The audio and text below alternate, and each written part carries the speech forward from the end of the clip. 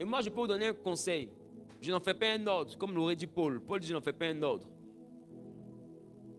Donnez priorité à ce qui peut vous faire réussir. Il est temps qu'il y ait certaines personnes qui deviennent des connaissances. Vous voyez, c'est des relations de causerie. Ça ne t'envoie pas plus loin qu'une causerie. Tu as causé pendant tout 2025, tu es devenu qui? Une causerie là, ne change pas la vie de quelqu'un.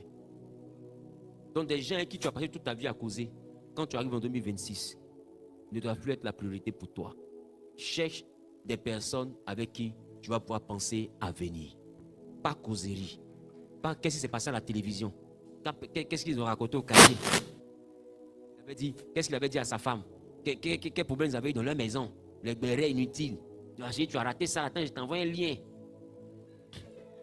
Je suis sur un panel actuellement. C'est chaud ici. Après, vous avez combien? C'est les esprits de famille, c'est ça? D'autres me restent dessus qu'à 2h du matin. Déjà, tu gouvernes mal ta vie. Tu es là à écouter des choses qui ne donnent rien jusqu'à 3h du matin. Et c'est d'où dans ton oreille, on a un plume de poulet. C'est chic comme ça.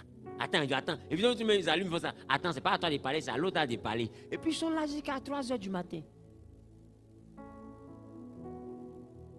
Et pendant ce temps, tu as des gens qui ont le même âge que toi, hein, qui arrivent à être propriétaires de 3 hectares. Et qui ne sont pas nés de personnes de familles riches. Hein, qui se sont cherchés. Toi, tu as le temps de veiller pour causer. Il y a un problème. Déjà, tu gouvernes mal ta vie. Tu gouvernes mal ta vie. Comment tu gères ton temps? Deuxième niveau. Comment tu gères ton temps? Ton temps. Parce que Dieu a fait l'homme à son image. Et vous voyez que Dieu a bien géré son temps. Chaque jour, il faisait une chose.